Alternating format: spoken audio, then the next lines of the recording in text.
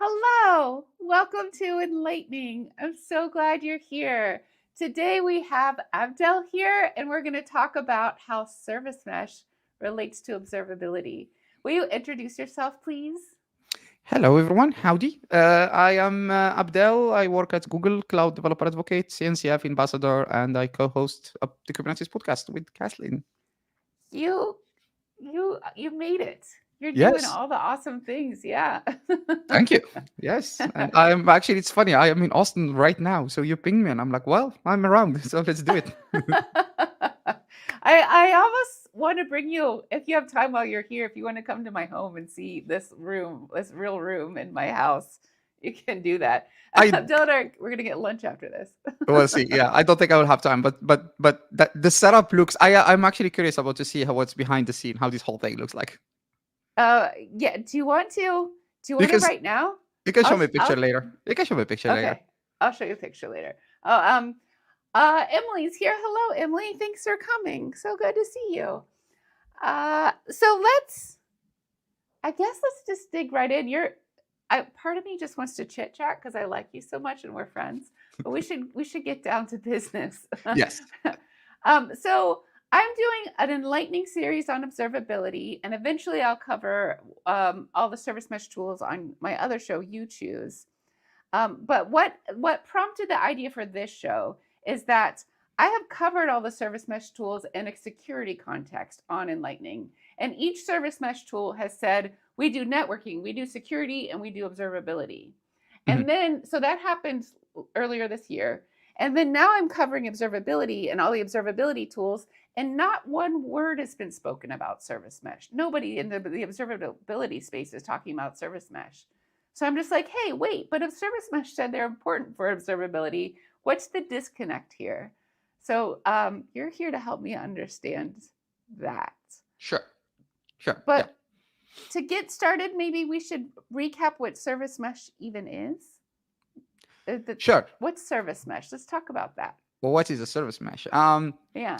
I like there are multiple ways to explain it, but I think I will start with one explanation that I that have raised some eyebrows before when I tell people where does the word service mesh comes from, and then people go, "Oh, we have never thought about it that way." So, in a Kubernetes context, if you Uh-huh. have two pods talking to each other, you would Mm-hmm. typically use a Kubernetes service with capital S in between, and the Mm-hmm. Kubernetes service gives you two things. It gives you service discovery and load Mm-hmm. balancing, right? So Mm-hmm. you create service B, you create a service that points to the pods which are part of service B, and you Mm-hmm. use that Kubernetes service for service A to call service B.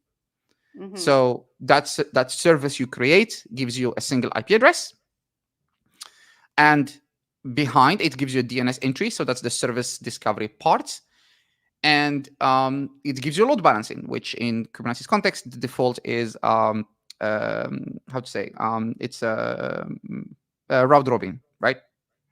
Uh-huh. Now, if you draw a line between service A and service B, that's essentially A calling a load balancer, which then load balance traffic between all the pods which are part of service B. Mm-hmm. In a service context, all the pods in the cluster knows and talks to all the other pods directly. Services are still used for service discovery, but the Uh-huh. communication is pod to pod. Traffic So does not go through the IP address directly. So in this case, A will talk so to B, to both Bs, and the other A will talk to both Bs, okay. right? And without the service involved. The service is not involved in the communication. It's involved in the service discovery because you still Okay, not rely the on it load to, balancing. yeah. So Okay. that's why we call it Interesting. mesh, because you have a full mesh communication between all the pods in the cluster. So what I'm drawing is what happens when service mesh is involved, or this happens natively in Kubernetes, this diagram. When what you draw with the lines going around is when a service mesh is involved. Ah, Without okay. the direct lines between the pods, then it's just the standard Kubernetes load balancing mechanism, Okay. which is the default typically is a cluster IP, right? So that's the single kind of virtual IP that gets created when you create a Kubernetes service There is cluster IP, which is actually a virtual IP, and that virtual IP acts as a load balancer. So this is one explanation to the word service mesh, and I will stop here if you have any questions. I do have a question. Tell me. Is this the type of mesh that's like a sidecar mesh where there are proxies involved that are doing the actual that are intercepting the requests and proxying them to and from the actual application? Or is this the kind of service mesh that's like the kernel level eBPF layer 4 service mesh that's newer? Is this both? So maybe the model would look different if you are drawing it on a whiteboard, but in with or without the sidecars, the communication is still pod to pod directly. Okay. So the communication in the sense of where does the packets, the network packets, like go through, with or without sidecars, it's still the same. It like still works the same way. So service mesh, regardless of whether it's L4 through the kernel or L7 through the sidecars, is always what it's doing is enabling pod to pod communication. Correct. Yes. Okay. And that's actually both a feature and a requirement if you want. It's both a feature in the sense that that's how service mesh are designed to work, but it's a requirement because for some of the features that the service mesh give you, this communication model is needed. Let's take an example, and we're derailing a little bit from observability here, but just one example would be MTLS. So to enable mutual TLS, right? You need that direct pod-to-pod communication, because part of doing mutual TLS is you do authentication on both ends of the kind of the requester and the receiver, if you want, or the client and the server, depending how you want to call them. And you need that communication to go between the pods directly so that the identity of the pod is visible on both ends, and so that the certificates can be verified on both ends. So it's an implementation that have been made this way for service mesh so that all the other features that lay on top of service mesh can exist, like MTLS and like observability, which we're going to talk about. So service mesh enables pod-to-pod communication. It can be the sidecar kind, or it can be the kernel level kind. Correct. And then it adds networking, it adds security, and MTLS being an example of that. And then it also adds observability. Yes. I think that's a good recap on what service mesh is. I think I'll have to erase this diagram eventually, but we'll leave it up for as long as we can, because it's nice I think just to leave be it. able to point at it. Yeah. Yep. Great. So what I would like to understand from an observability perspective, is it concerned with the observability signals that I'm familiar with? I want to say hi real quick to some folks who are here. Hi, Leon. Thanks for being here. Hi, Bart. Thanks for coming. Oh, hi, Bart. Is it have to do with logs, metrics, and traces? Is it collecting the observability signals that I'm familiar with? It collects certain logs, certain traces, and certain metrics. Not all of them. It mostly collects network level. Let's start with metrics. It mostly collects network level metrics, basically, right? Because the service mesh injects that sort of, I hate this word, but I guess we can call it intelligence between the pods, through a sidecar or through eBPF or through whatever mechanism you want. Then it's able to see the raw network packets, and therefore it's able to collect network metrics, right? So that's if we talk about metrics. Let's start there. Okay, so for an example, with metrics, it collects network IP packets, network packets. Are they the same things? Well, IP packets we can call them, or network packets. Network packets, I think, is a more general term. It collects network packets. And then what's an example? of something it does not collect. I mean, the very common example would be things like CPU and memory utilization, for example, at the pod level. Oh. Because for obvious reasons, because the way the service mesh collects those metrics is by either collecting them from the proxy for the sidecar architecture, or collecting them from the kernel for the eBPF model. And at that level, you're only seeing network communication between the pods. You are not inside the pod to be able to see CPU, memory utilization, disk utilization, all the other metrics that are application level metrics, if you want to call them this way. So it will be able to see things like request counts, request size, uh, uh, number of HTTP, HTTP response metrics by code. So if you have an HTTP 200 or 500 or 400 or 300, you will be able to see those. What else? Size of the packets. Well, the request size, the header size, for example, the Mm-hmm. response sizes. I'm just trying to remember. I'm mostly talking here about Istio, but all the other service mesh kind of works the same way. Um, yeah, TCP byte sent, TCP byte received. So those are like just counters essentially. Those are all counter metrics. Um, you will be able to see if MTLS is enabled or not, for example. Um, you will be able to see like average response time, of course, like all the measurements in terms of time itself, like how long it takes for a request to be answered. Yeah. So then there are a bunch of other metrics you wouldn't be able to see just because you're not inside the pod, so you don't see how the application itself works. So great. That's really, really helpful in terms of my mental model. So that's yes. And then let's in network packets. And then let's make a similar list, maybe less comprehensive, of things it does not see.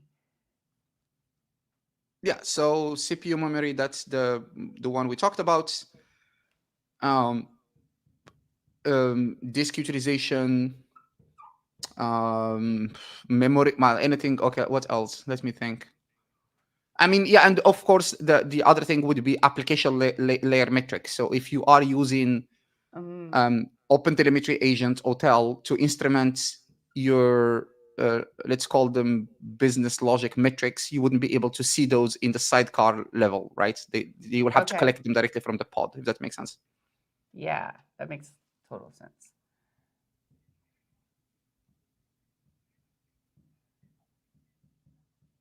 So, and then similarly, is it correct to say, like with traces, you could use the network layer to trace like where it's going from service to service, but not necessarily what it's doing within each service? Correct. So the good thing with service mesh in the context of tracing specifically is because you have that component. I don't want to use the term service like a sidecar because the same kind of traces should be able to be passed along and collected with both sidecar and not sidecar implementation.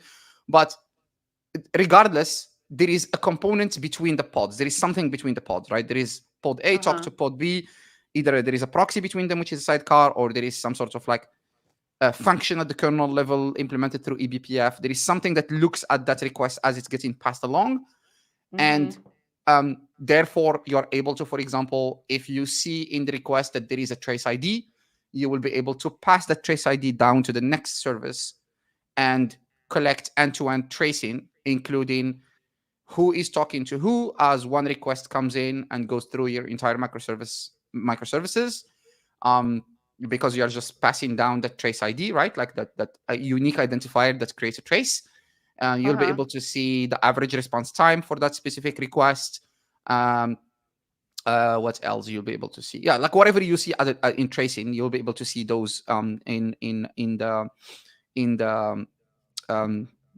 like as the request is passing between the pods. So for traces, service mesh adds a trace ID and can trace one request through the system. Correct. Actually, Istio specifically does that out of the box if you enable tracing when you install Istio, and it will be able to even do tracing from the Istio ingress gateway, which is the component that you would typically use to expose applications inside the service mesh to the outside world. So as requests Cool. are coming from outside, typically coming from a user or like an application or API call or whatever, they go through the Istio service, the Istio ingress gateway. The Istio ingress gateway will start the tracing or generate trace ID and pass the trace ID down to the individual services. So you don't have to do that instrumentation yourself in the application. Um, and then once you have those traces, then you will have to install something to be able to visualize them.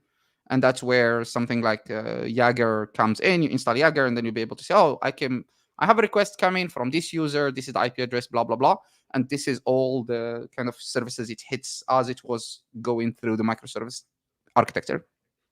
That touches on a question that I'm going to ask you later and write down later. Is like, we're talking about what kind of information it collects, and then I'm curious about what service mesh does with that information.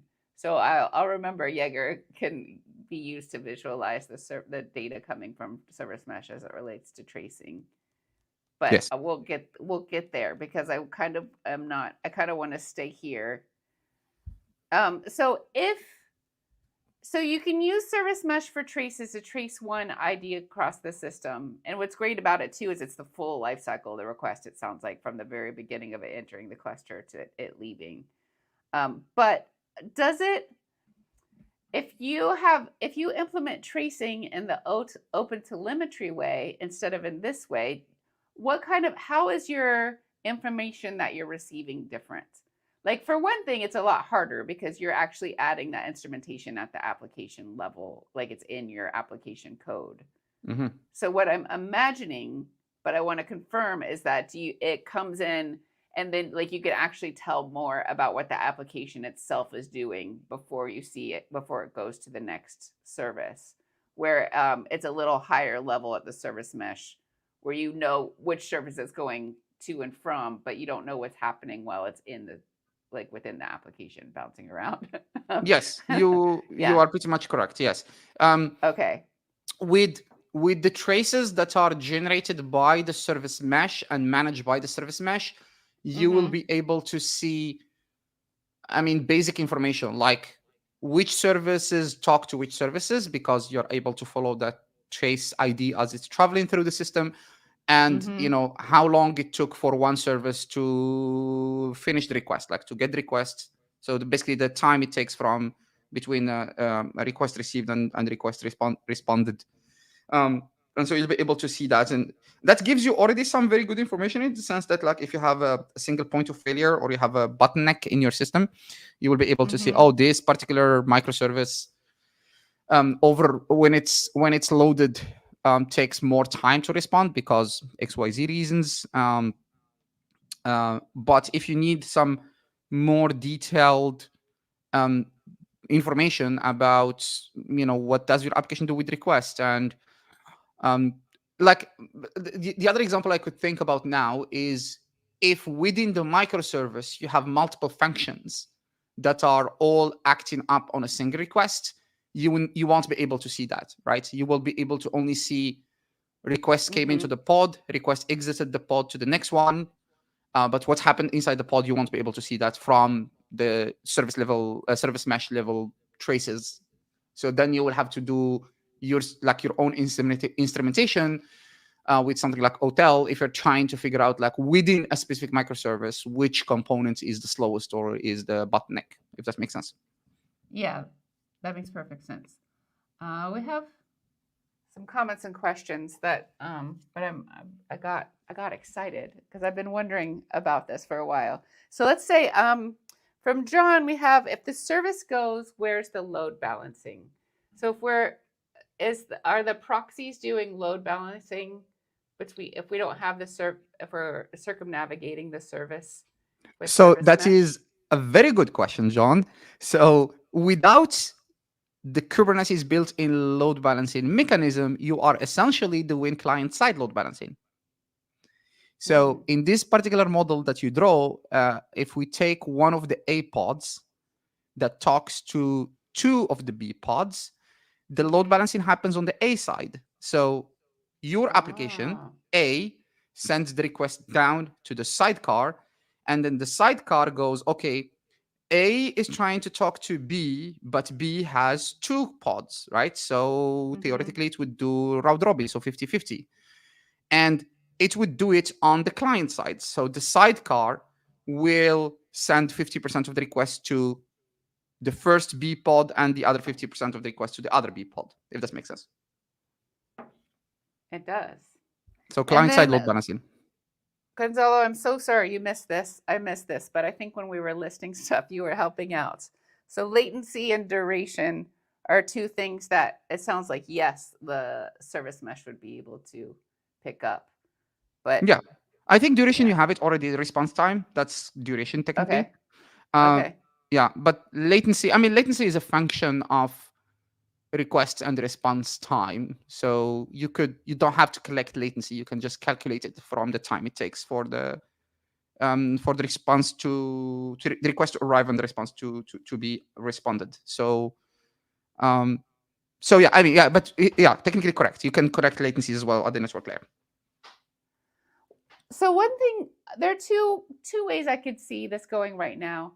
Oh, we have another question. Maybe while we're breaking. Well, one way is I'm wondering if it's worth it to cover logs, how logs differ at the service mesh level versus the open telemetry level. Another question I have is, do you want both, or like if you do the application, if you instrument your code and you use all the open telemetry tools, do you still want to do service mesh layer observability, or do you have it covered with those other tools? I think that's a very good question. Okay. Okay. We're gonna get to it. It's a teaser. Let's answer Chris Plank while we're here. Okay, good. Actually, hello, Chris Plank. Could you extend that question to cover how it works in a mesh of meshes world across multiple clusters, more of a fleet manager approach? And when you say how it works, are we talking about how the load balancing aspect works? Perhaps across clusters in different clouds. So that is a very good question, and it's pretty much a rabbit hole that will take some time to go through. But I think we could start with like a high level answer, and then we can see if there are more questions coming this way, right? So the reality is that there is no standard in how cross clusters, or in this example, even cross cloud service mesh implementation would work. Different service meshes implemented differently, right? And I'm gonna start here with giving two high-level answers depending on the architecture. So let's start with cross-cluster within the service. So cross-cluster within the same cloud provider and within the same VPC. So you have same VPC, same cloud provider, and then you have multiple clusters, right? You could technically do a cross cluster and retain some of these like very detailed metrics that you are collecting, just because if you are within the same VPC, then you are within the same IP space, and pods will be able to talk to each other because they can find each other because everything is in the same network, right? And this is assuming you are doing a flat network, so you don't have any segmentation with firewalls or whatever, right? So then even if you have two clusters and you have pods in two clusters, as long as they are part of the same logical service mesh, they will be able to talk to each other, and there will be client-side load balancing and all that stuff. So typically in, let's say, an S2 world, the way that would work is that each cluster will have its own control plane. This architecture evolved quite a bit. I mean, just to go back to my point that started with no standard implementation across service mesh tools, S2 itself only exists for 6 years, and it changed the architecture for cross-cluster service mesh like 3 times. It's evolving very fast, right? So 2 clusters, 2 control planes for each cluster, And and when you then say you would control plane, you mean Istio control Istio plane, control not plane. Yeah, Istio control okay, plane. yeah. Yeah. And then Mm-hmm. and then you would connect the control plane together. There is this concept of mesh ID. So you create a mesh ID, which is like a random code, like text that you generate. And then you would say, okay, same mesh ID for both control planes. And basically, effectively, what will happen is that the two control planes will talk to each other and exchange information about their local clusters. So Mm-hmm. the pods on the cluster on the right side, um, so the control plane on the cluster on the right side is aware of all the pods in that cluster. The control plane on the cluster on the left side is aware of all the pods in that cluster. And the control planes Mm-hmm. exchange this information between each other. So they exchange IP address, ports, and all that stuff, right? And so Mm-hmm. in this particular case, you will be able to do pod-to-pod communication across the cluster. Again, assuming there is no lower level network segmentation in place with the firewall that's block that communication from happening. So and the pods are connected directly, or are they going through? Yeah, they are connected directly after Correct, they connected directly, are yeah. are able to be discovered through the control Correct. plane's And understanding if of how to somebody is discover. curious about how service discovery works in this case, well, basically Istio has a mechanism where it would add the cluster name in the DNS entry. So the default service discovery mechanism in Kubernetes is like service.namespace.svc.cluster.local. So that's like the default one. And then because you're doing no cross clusters, well, you need to add somewhere in that the cluster name so you know if you're going to talk, like which cluster you're talking to, right? Basically. Where things start getting slightly more complicated are, for example, if both clusters uses the same IP range. So the IP address range is the same across the two clusters. Yeah. Then you will not be able to enable this cross-cluster communication because duplicated IPs, right? Like that wouldn't work. Or if you have two separate VPCs, or if you have two separate cloud providers, and that's kind of the last part of the question, like AWS and Azure, right? And so that's where things start to get complicated. So back to Istio, the way Istio would implement that is that it will ask you to, it will basically use the ingress and egress gateways as a way to make the clusters talk to each other, even if they are on two different separate VPCs, which essentially makes you lose some of those metrics because as the request is going through the egress gateway to the ingress gateway on the other side, well, the cluster on the other side wouldn't know if that request is coming from another service mesh or is it coming from a user or is it coming from an application. So that's where things start to get slightly more complicated, and you might lose some of those observability that is built into the service mesh itself. And I'm going to stop here because I think this is already a very complicated answer. I think if there are more detailed questions, we will be able to answer them. I mean, because the question is quite complex, actually. It's fascinating to get a high level view of all the considerations that go into that. And we have another question. This one's from Lewis. Hello, thanks for being here, Lewis. The information of the IPs of the B pods are stored in each of the side containers of the A pods, or is there a central repo from which you can get this information, like a DNS or routing tables or something? So well, it's actually IP addresses. Yeah. Yeah, it's actually an in-memory routing database for each sidecar. So the sidecar on the A side will have the IP address. Okay, let's take a step back one moment.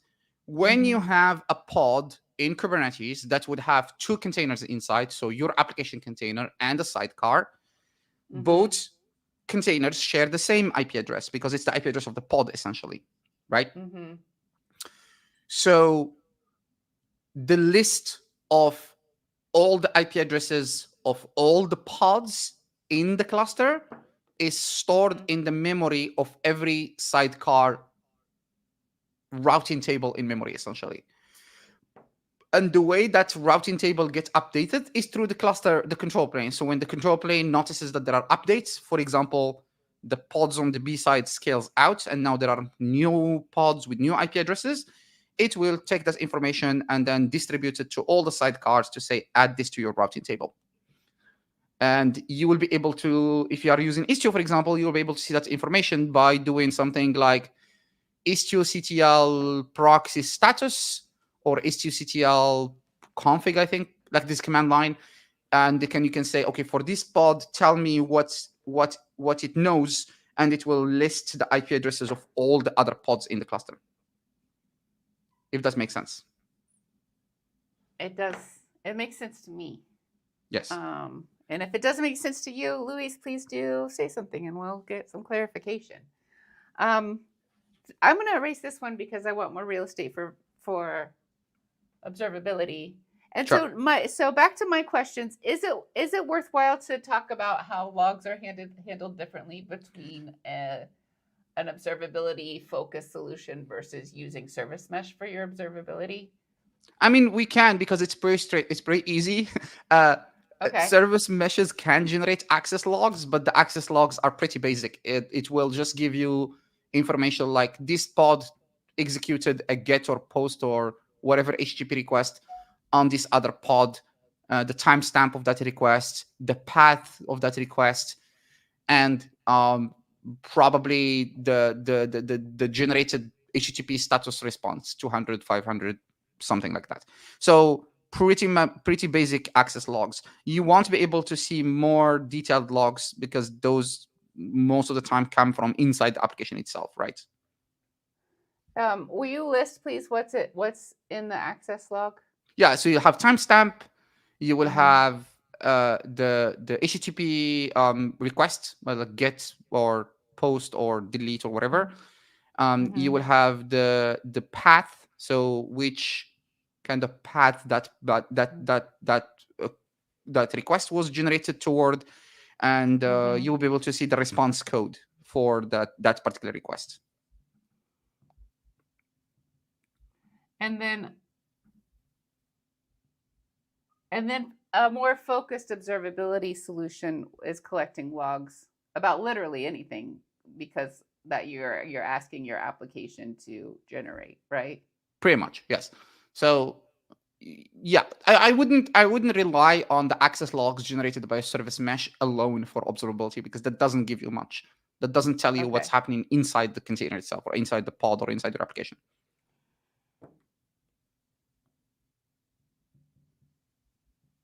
And I mean, yeah, there is also more stuff in that. Like you might be able to see the port of the request. You might be able to see the who called who, like which service made call to which service, the kind of the type of the request, yeah, stuff like that. But not that much details in the logs that are generated by the service mesh. Basically, that's the TLDR. One thing, I had a conversation last week with Austin Parker about open telemetry, and he talks some trash about logs because he's like, logs can lie.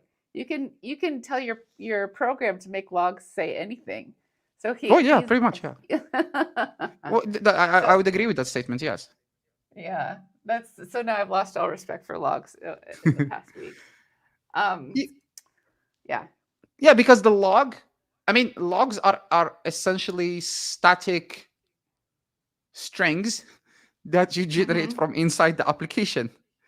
Yeah. So, and that's another reason he talked trash about logs. Is that like your string can have any format. Like it can be anything. Like not only can it lie, but it's not even necessarily standardized in a way. Yeah. Anyway. Correct. Yes. Yeah. I mean, depending on the programming language you're writing your code in, most programming languages, and here just for people to know, my background is Python and Go.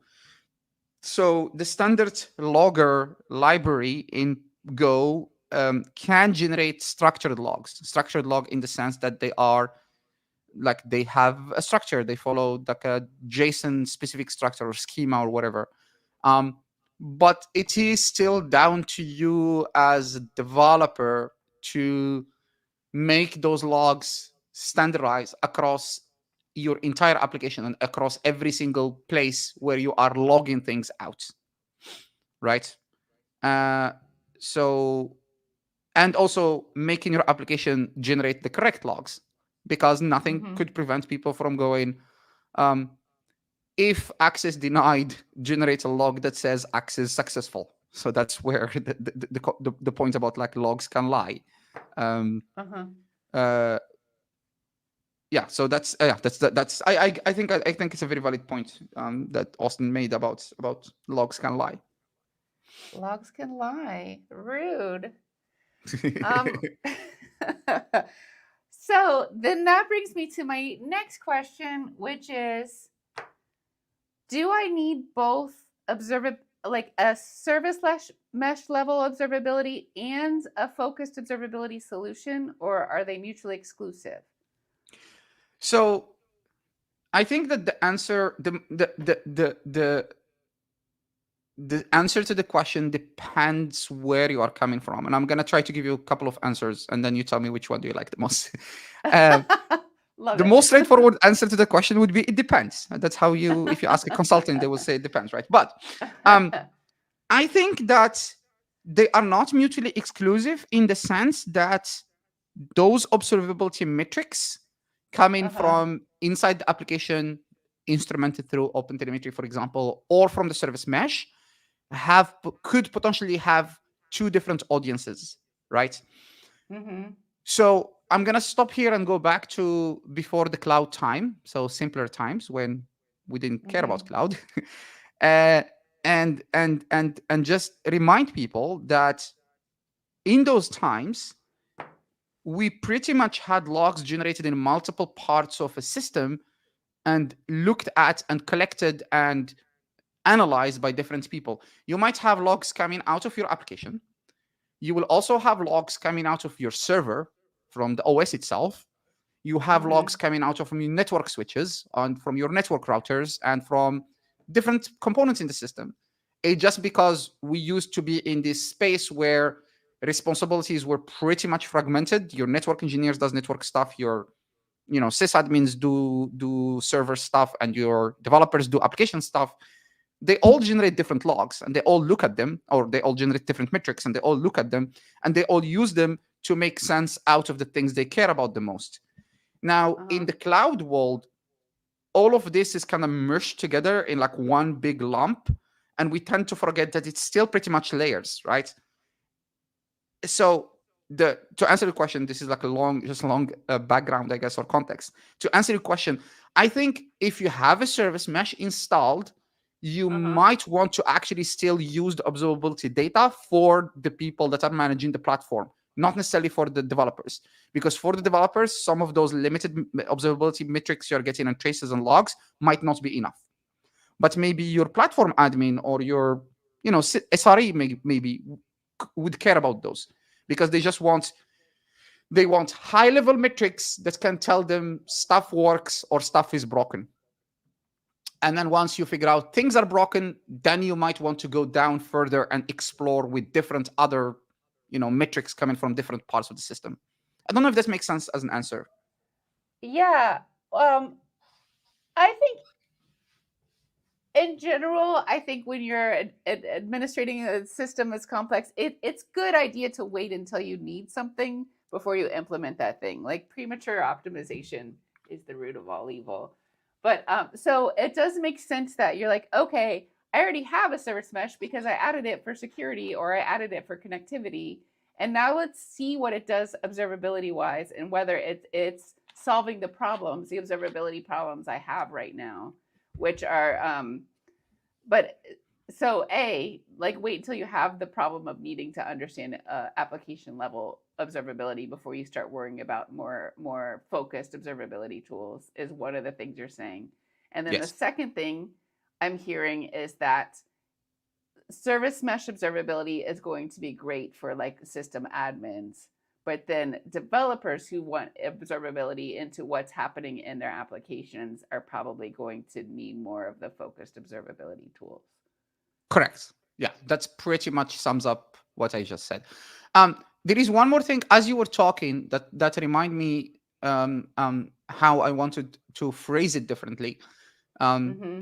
and again, this is just multiple ways of answering the same question in different ways, because I think that different answers could give different perspectives depending on where people are coming from, right? Um, Mm-hmm. Pretty much one of the first articles that I wrote on my blog and did a subsequent talk about it, which was quite successful, as in I was asked to talk multiple times, was this talk that I called "You Probably Don't Need a Service Mesh," right? Yeah. And Nice. in that talk, one of the arguments I was giving is very much the fact that most service mesh do a lot of things. So in the sense that they have a Uh-huh. lot of features. Uh-huh. And in my experience, people tend to use service mesh for only one thing, and that one thing is most commonly MTLS, right? Okay. Somebody read a white paper and read something about MTLS and just goes down to his security team and goes like, MTLS is the answer, we need Okay. MTLS. Let's just do MTLS, right? So, Uh-huh. um, and then people tend to overlook all the other stuff the service mesh can do, because the reality is that those service mesh tools are sort of like um, one one tool fit all kind of thing, in the sense that once you install them, the features are there, right? You Yeah. might be able to disable them or enable them. In Istio, for example, you can disable tracing if you don't want it. You can literally disable it at install time. Um, and if you want to enable it, you will have to just update your installation or wait until you are doing like a control plane upgrade, and then you can just turn on tracing. And in my opinion, or in my experience, people tend to just do, okay, we're going to do service mesh, we're going to use MTLS, and we're not going to look at all the other stuff that it does. We're just going to ignore all the other features because we only care Mm-hmm. about MTLS. And that goes back to your point of like premature optimization. Um, Mm-hmm. of like, why did you install that service mesh to start with? Do you actually need MTLS? Is it a requirement for your thing that you're trying to do? And did Mm-hmm. you look at the other features that could potentially mean that you don't have to do other implementations to get those informations that you need, right? Um, so yeah, so again, different, like, to back to your point, the initial point was like, do you need both instrumentation at the application level or instrumentation at the service mesh Network. level, mutually Yeah. exclusive, mutually inclusive? I think that the answer is slightly more complex, in the sense that you have to go dig into those metrics coming out of your service mesh and look, is this enough? Is this what I need? Yes, no. If no, then maybe you need to do some more application level instrumentation with OTel or something like that. So I have a question, and there's one. Well, let's get to the chat question first. Mm-hmm. I appreciate that logs can lie. Uh, Nice. we have a question. What do you think about Cilium versus traditional service meshes? That sounds general, but that is on my radar to ask you from an observability perspective. Is this answer exactly the same in terms of what metrics, traces, and logs are being collected observability wise, regardless of whether you're using the Sidecar model or the Cilium ambient mesh model? Model. Yes. I mean, ambient mesh in Istio is kind of a little bit different than the Cilium implementation through eBPF, but we can get into that if you want. Um, Okay. so before we get going, I think we'll do a quick reminder of what is eBPF, right? Because then we a little bit of context so people understand what is eBPF. eBPF is I essentially, yeah.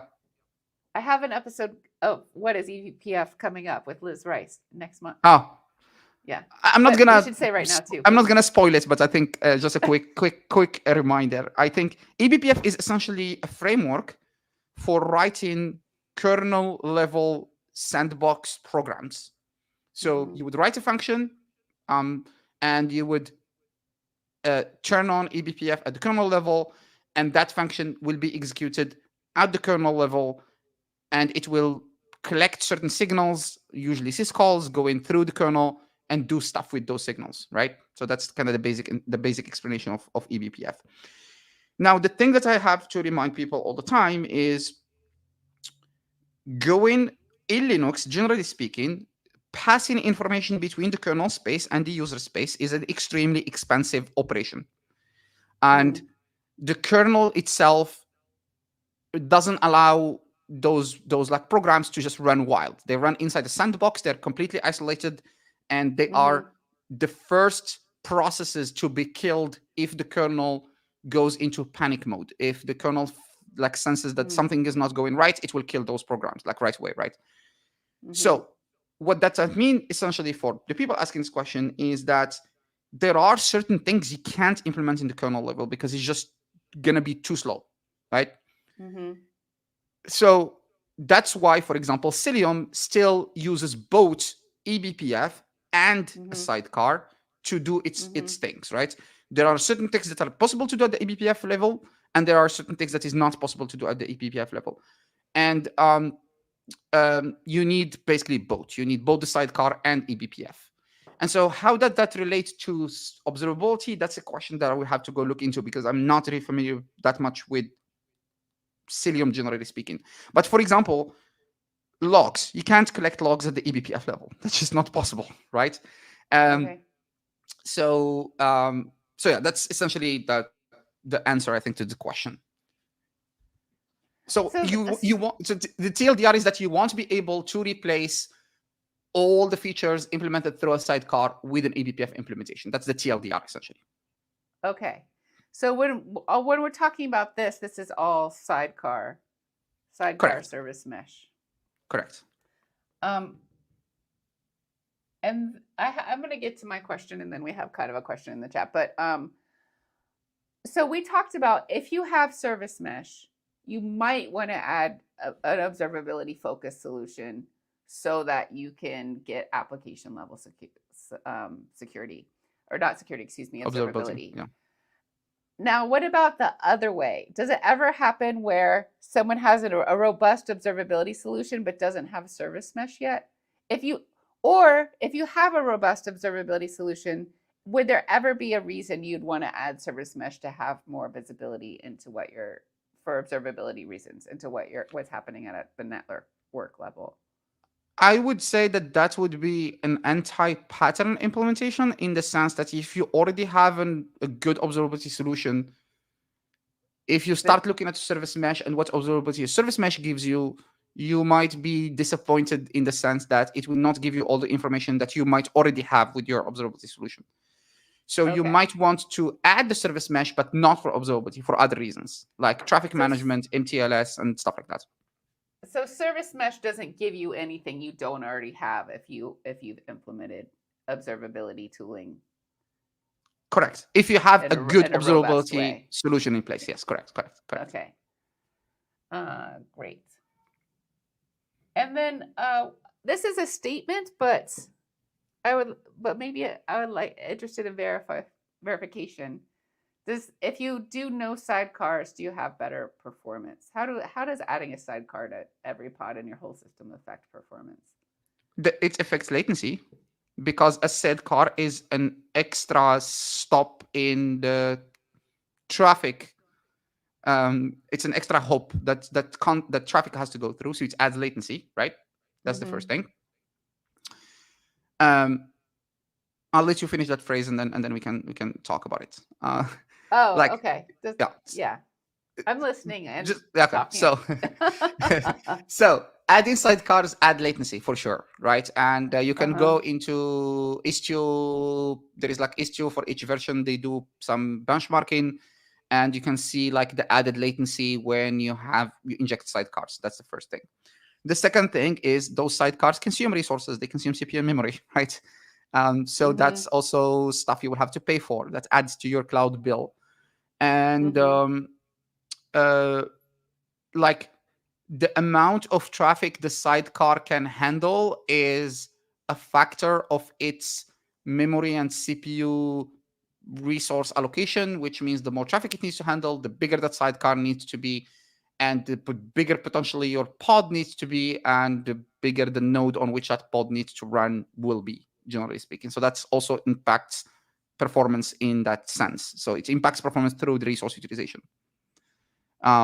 But yeah, that's the straight answer is like latencies is one of them. But like, and I'm assuming this is where the question is coming from.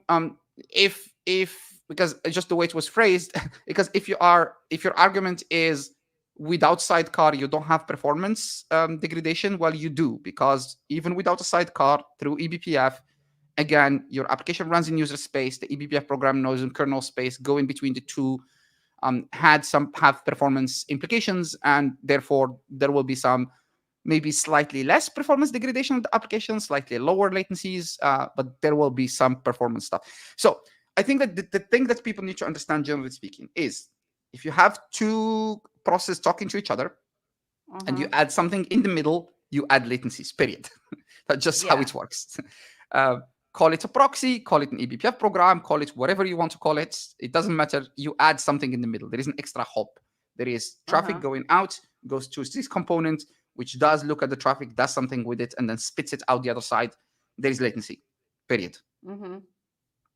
But I'm interested in the other side of that. Like, if it adds latency, if it consumes extra resources, what are you getting in exchange for that that makes it feel worthwhile? Well, you get those the service mesh features, MTLS, for example, right? Uh-huh. I think MTLS is I mean, yeah, not related to observability. What do you get in general? Um, Mm-hmm. you get MTLS, you get more fine-grained traffic control. So you get a lot of features that could Mm-hmm. be useful if you are willing to absorb that like latency and resource consumption that will be added by using the service mesh, if that makes sense. Yeah. And I guess to answer your question, you get actually features that you won't have to spend time implement yourself in your application code. Uh, Yeah. and so the gain there is more engineering time.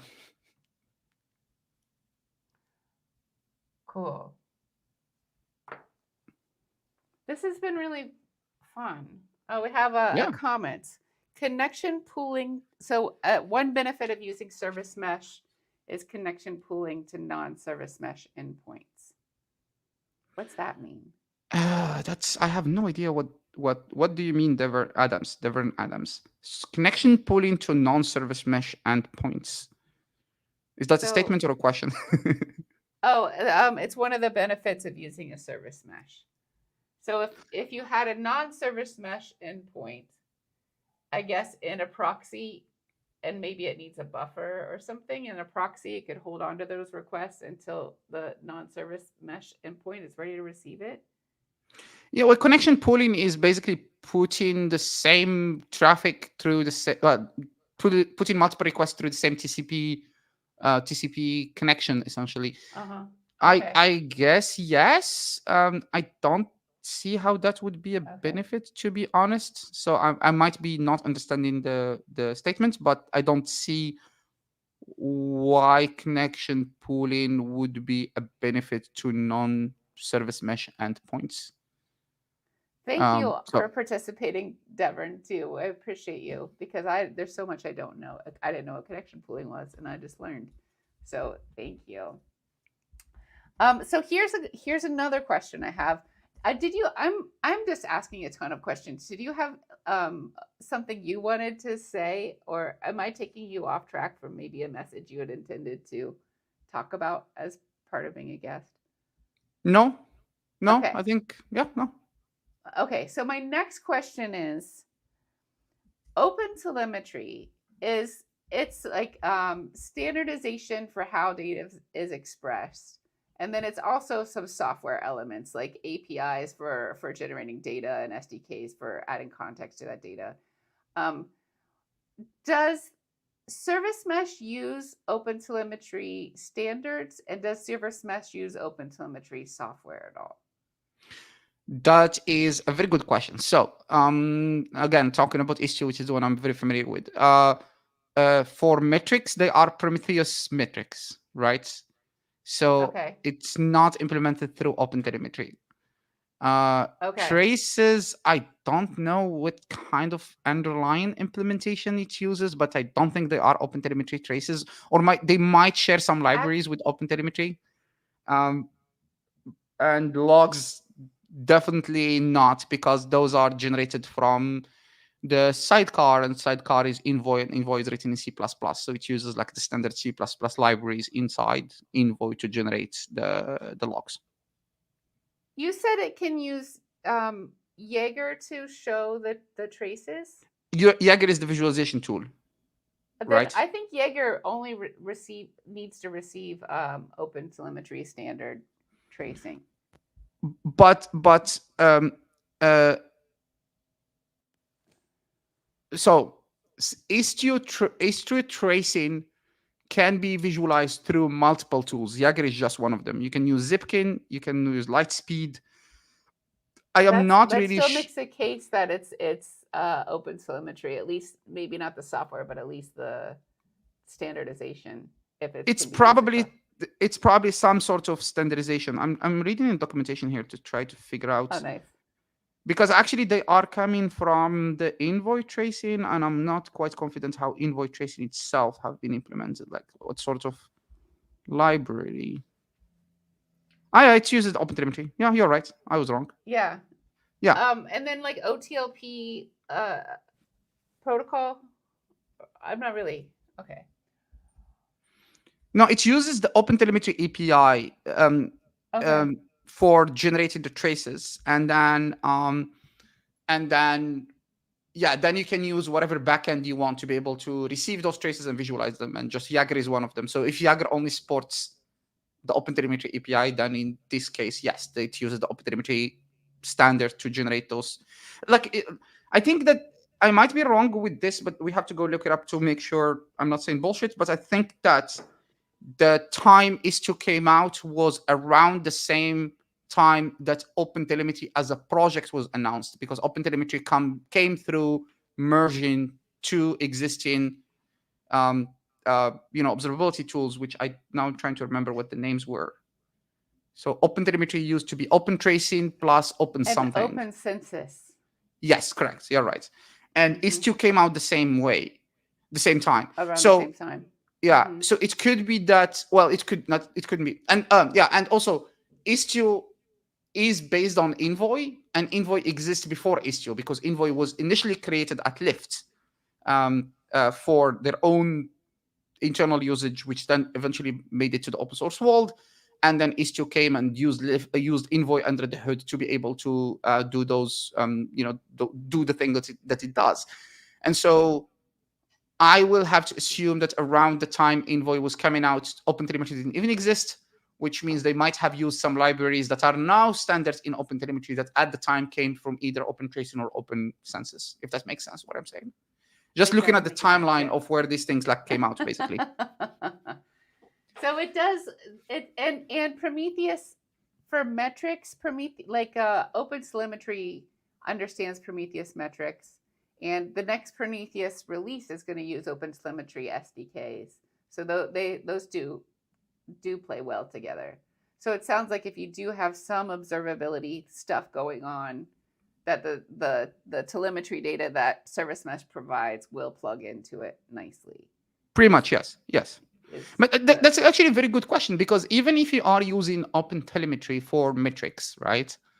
uh-huh. What does people typically use for collecting those metrics and visualizing them, right? So you have Yeah. OpenTelemetry and its SDKs that you use on the application side to generate the metrics. Uh-huh. And so once you have the metrics, you need to collect them, and then With you need to, Prometheus. Yeah. yeah. So you use Prometheus to collect them, and then you use Uh, Grafana to visualize them. Uh-huh. So in this context, then we could say that yes, Service Mesh, since it generates Prometheus metrics, those are OpenTelemetry standards, or OpenTelemetry compatible, if you want, quotes on quotes. Yeah. And yeah, so basically, so I And don't then think, so yeah, and other telemetry data still can be collected by either FluentBit or by Open Telemetry Collector. Or I'm learning all this myself, and it doesn't quite. It does seem kind of overwhelming and quite a lot in terms of who's collecting what, where, and where it has to be in order to get picked up. And then a question I wanted to ask you, which it sounds like we're getting to the bottom of right now, is once you have all your data that's being generated by Service Mesh, do you treat it the same as the rest of your telemetry data? Like, do you have to? How do you how do you concern yourself about where it's being stored and how it's being queried and how it's being visualized? Can you use it to set alerts? Like, what happens? You got all this data. What happens next? so that comes down to one of the points I made in the talk that I told you earlier. Uh, Once you have a service mesh installed, the story doesn't end there. That's just the beginning Mm-hmm. of you needing to have extra components to be able to make use of this data, right? So Mm-hmm. for that data to be useful. And so if we're looking, for example, at metrics here, then we're going to be talking about Prometheus, right? You need to have Prometheus Mm-hmm. installed So, and you need to point Prometheus toward your sidecars so it can scrape the metrics and store them. And well, Prometheus, or technically anything that is under Prometheus, like Thanos, which is an implementation on top of Prometheus, or the one that I love, I discovered the new one last week in Hamburg, and I'm Cortex? trying Cortex. Yeah, thank you. Yeah. So, um, but yeah, so essentially, you need extra infrastructure components to be able to make use of this information, to make it useful. The good thing here is because the logs and metrics generated by something like Istio are just OpenTelemetry compatible or Prometheus compatible, then whatever tools you need to make sense of the data is not going to be wildly different than whatever you might already be using or planning on using, right? So if you already have an observability solution which is based on Prometheus, then your sidecar metrics will become just an extra source for Prometheus to scrap, and maybe some extra dashboards. And actually, by the way, Istio comes with its own set of predefined dashboards. So you can just like download them, install them, and use them on Grafana, basically, if that makes sense. Yes. Prometheus, Jaeger, we talked about. Jaeger or Zipkin is like the Grafana. one for, yeah, and then Grafana and then whatever people use for logs. I think the most common popular one would be FluentBit. Well, FluentBit is just the agent that ships the logs, like that sends them somewhere. But to able Loki, to maybe? Loki is one of them. The other one that went not open source and then back to open source. What's his name? Oh, God damn it. It's a very popular one. I think somebody in the comments will remind us what's the name of the one.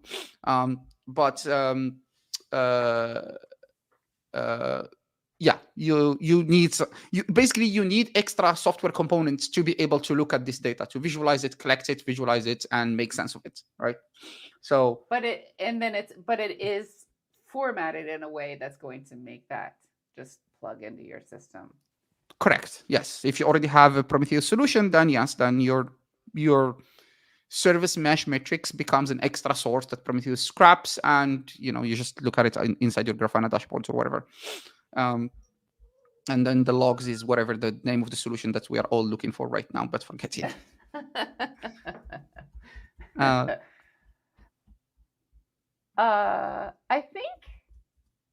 I think all of my observability related questions, service mesh questions, have been answered. Does anyone have any more service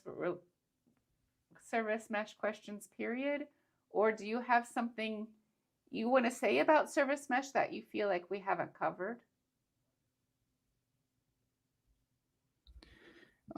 Yes. So Oh, you're looking up. I think I'm looking for the log. Yeah, so I think the one you mentioned, because you said FluentBit, there is FluentBit is the agent, and then there is FluentD, which is a logging solution, right?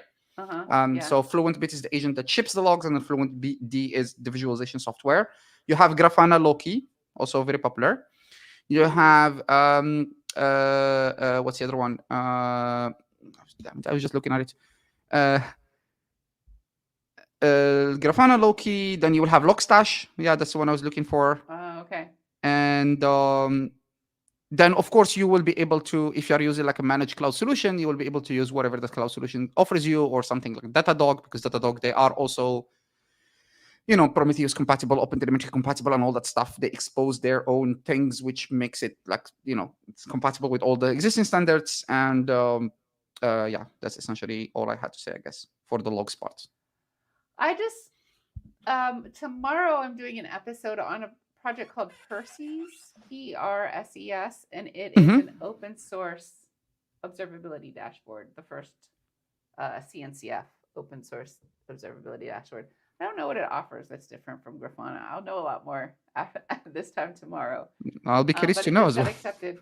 It just got accepted into the CNCF sandbox. So yeah, I think for logs, people use whatever they feel comfortable using, I guess.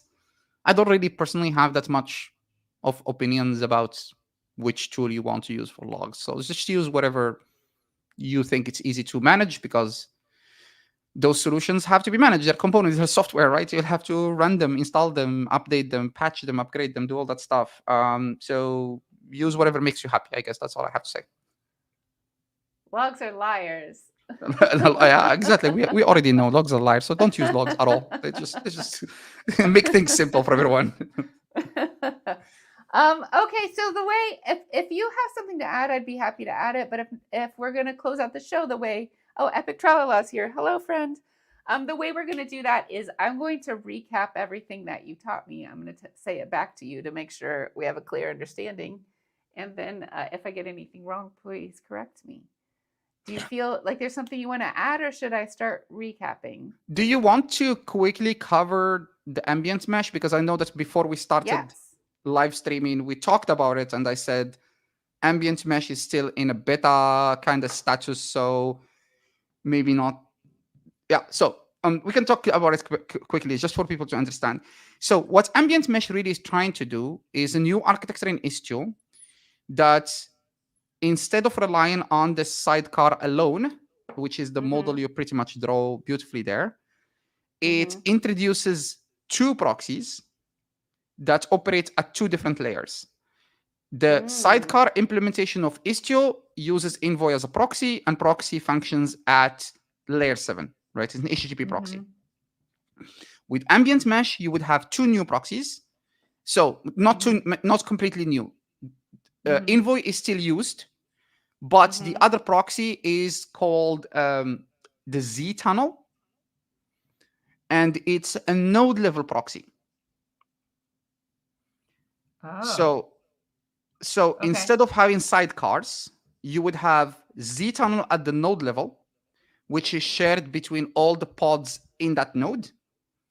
And Z tunnel would be able to implement things like MTLS and some very basic observability metrics and some very basic authorization models. It is a TCP, so L4 tunnel or L4 proxy, if you want, right? Then Istio or Envoy is actually used as a namespace level proxy, not a sidecar anymore.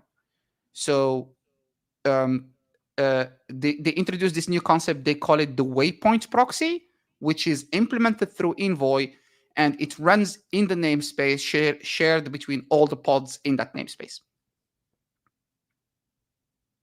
If that makes sense.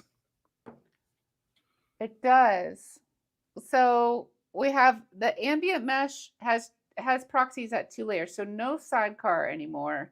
Correct. Instead, we have one Envoy proxy at the namespace level that all the pods in that namespace share, and one proxy Z tunnel that's node level that's doing that's TCP. So that's L4 proxy, and presumably then the namespace level one is an L7 proxy. Correct.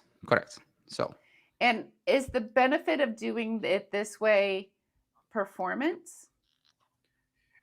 There are still some performance implications that are less, less as in much lower latencies compared to the sidecar implementation and much lower resource utilization footprint because you don't have sidecars anymore. You don't have a sidecar per pod. But the reason why this architecture was introduced this way was not only performance, although performance was like a factor into this new architecture. The other factor was actually just a separation of concerns kind of thing.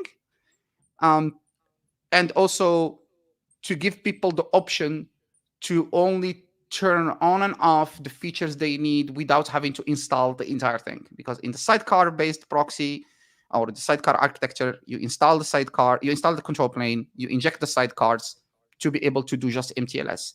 In the ambient mode, if you just want MTLS, you just use the Z tunnel. You don't need the namespace proxy. Does this make sense? Yes.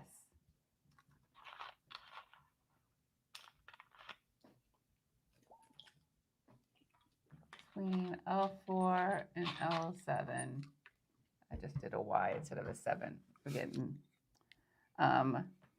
L7 is the name of a punk band I used to listen to in high school.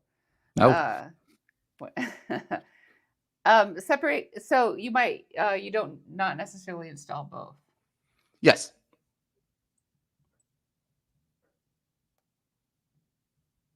You actually explicitly So today in Ambient Mesh, it's in beta for Istio, so you can choose to install Istio and turn on Ambient. If you have used Istio before, you know that to install Istio, use the command line called istioctl. And in that command line, there is a flag called profile, and the profile flag allows you to um, change how the Istio is installed depending on what you're trying to achieve. So you have a demo profile which doesn't have all the features enabled. You have a default profile which has all the features enabled. Um, you have a minimal profile, etc., etc. So they just added a new profile called Ambient, and you do istioctl install dash dash profile equal Ambient, which then will install Istio in Ambient mode. Then the Z tunnel is on by default. It runs as a daemon set on every node.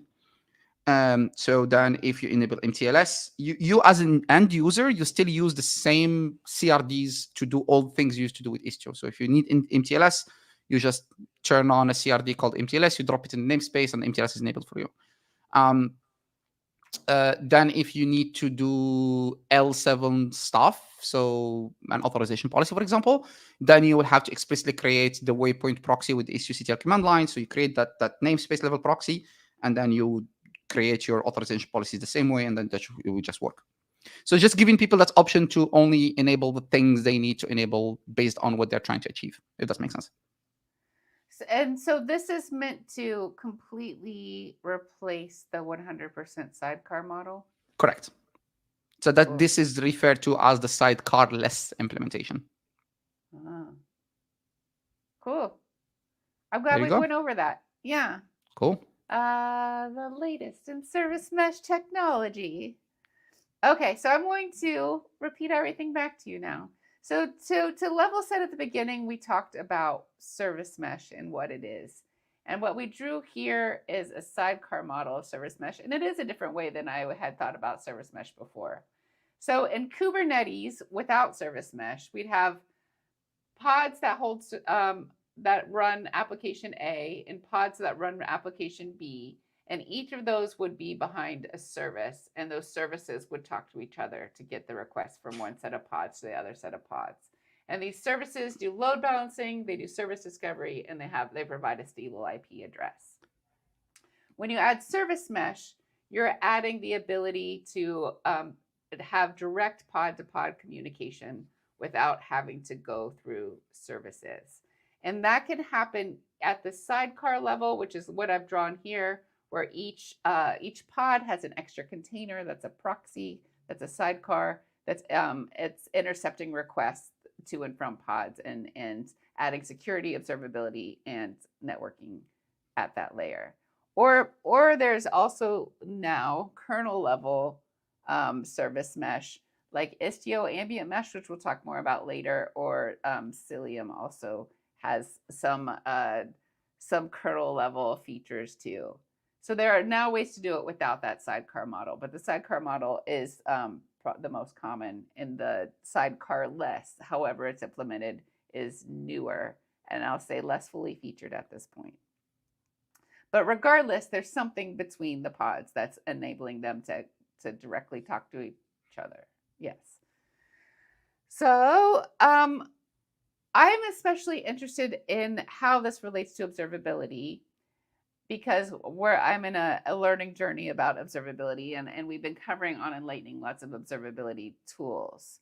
So how does the observability information that's collected with this layer in between pods compare to having a dedicated observability solution with dedicated observability tooling? So we talked about this from the angle of the three different signals: logs, metrics, traces.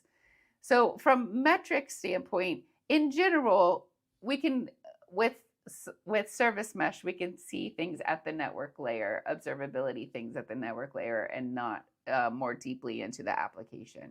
But some examples of that would be like, what you can see would be request counts, request size, HTTP response, header, bytes sent and received, response time, whether or not MTLS is enabled, and network packets. What you could not see is disk utilization, CPU and memory, or application level metrics. And in the trace realm, service mesh adds a trace ID and can trace one request across the system. But in that trace, it shows basic information like response time and which pods are communicating. But if you had tracing also implemented at the application layer with the app with an observability, a dedicated observability solution, you could see information about what's happening with that request while it's actually in the application, and that's something you cannot see with service mesh. And we talked about logs a little bit, even though logs are liars. Oh, I'm so mean to logs. I just learned one fact and now. But service mesh does give access log information. So timestamp, what kind of HTTP request it is, like put, it'll show path and response code as part of logs. So then the next question was, if you have this implemented at the service mesh layer, if you have all this network layer observability, do you even need the dedicated observability tooling? And so there are a couple answers. First is, if you have something you taught me is that service mesh is most commonly installed because people want MTLS, and they might not even be using the other features of service mesh. So if you're using service mesh and you think you might want observability, maybe try the service mesh layer observability and see if that's giving you what you need. And if not, then go full featured observability solution, because other features get ignored often with service mesh solutions. But if you do want that app, if you need to know what's happening within your application, service mesh will not provide that for you. And then you do need dedicated observability tooling. And if you have a dedicated observability tooling, a robust observability solution already, then you probably don't need to add the service mesh observability, because you're not getting any new information that full featured observability solution isn't providing for you. So that's very helpful. And then, but let's say we're moving forward with our service mesh layer observability, and that's what we want, the observability we want for our system. Then the question is, like, once you collect the data, what do you do with that data?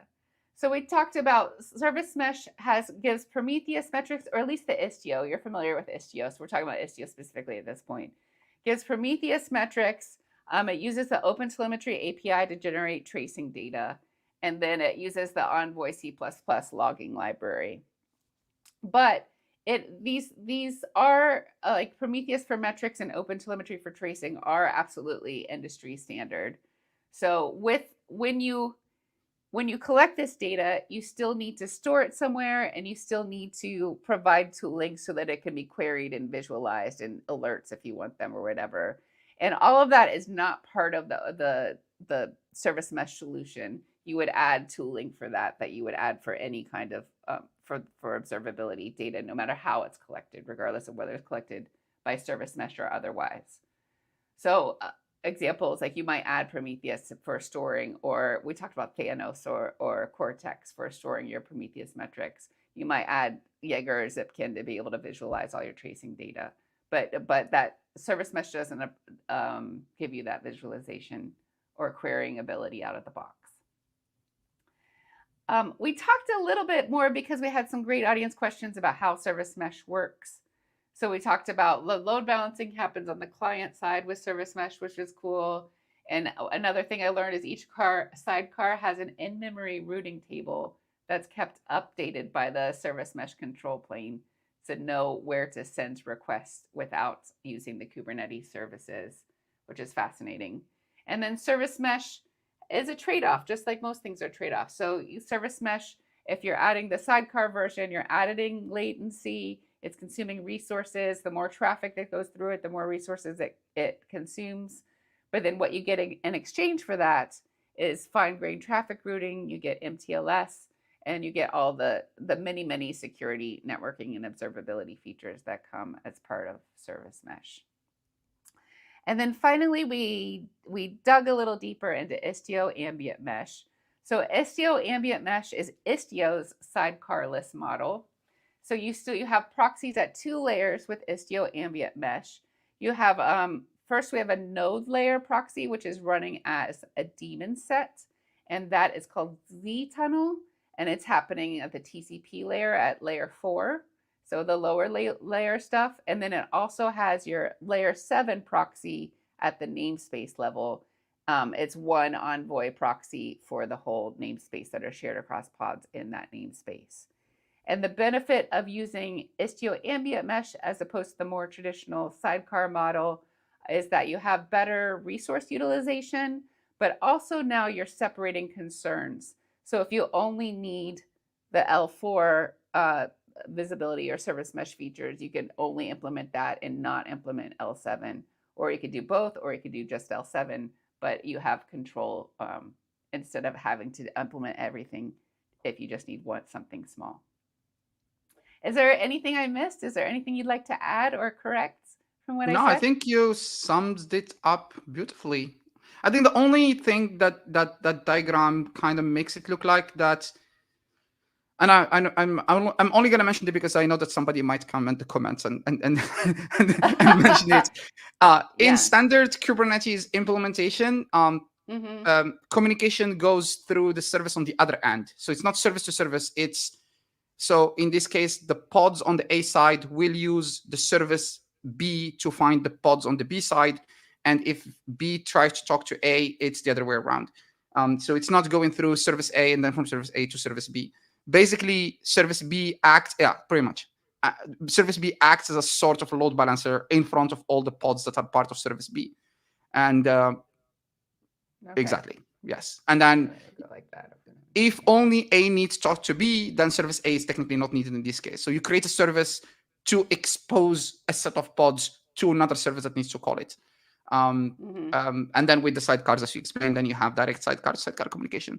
But the interesting thing is, even with the sidecar, services are still used for service discovery. You would still create the service so that A can find B, or A can resolve B if you want. But then the communication is sidecar to sidecar instead of going through the load balancer, essentially.